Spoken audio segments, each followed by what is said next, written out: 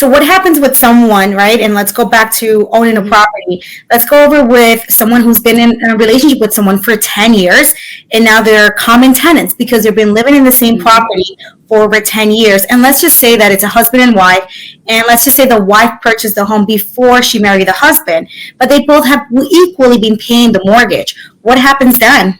That's another good question.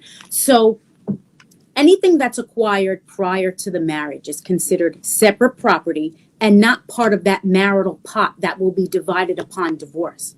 So if the wife in your scenario owned the property prior to marriage and it's held in her name, so long as she does, and after she gets married, so long as she doesn't put it in her husband's name, it'll remain her separate property.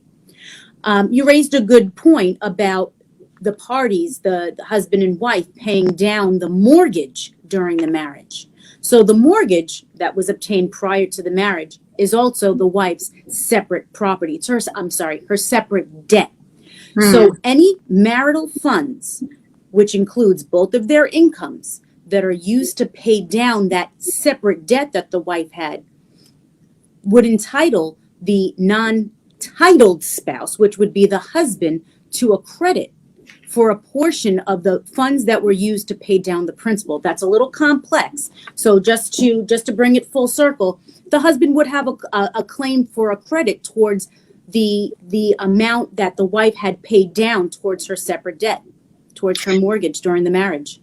And can the husband actually force her to sell? Let's say that she doesn't have the credit to give it. Can he force her to sell the property?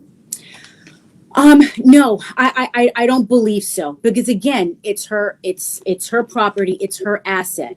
But what he could do is get a judgment from the court. Let's say he was owed a $50,000 credit. Where are you going to get that credit from?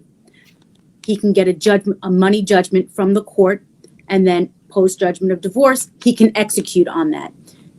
And that, I think that would be a conversation for a separate interview, because that's kind of off the topic of real estate, but he wouldn't be able to force her to sell it. But he could possibly put a lien on her home.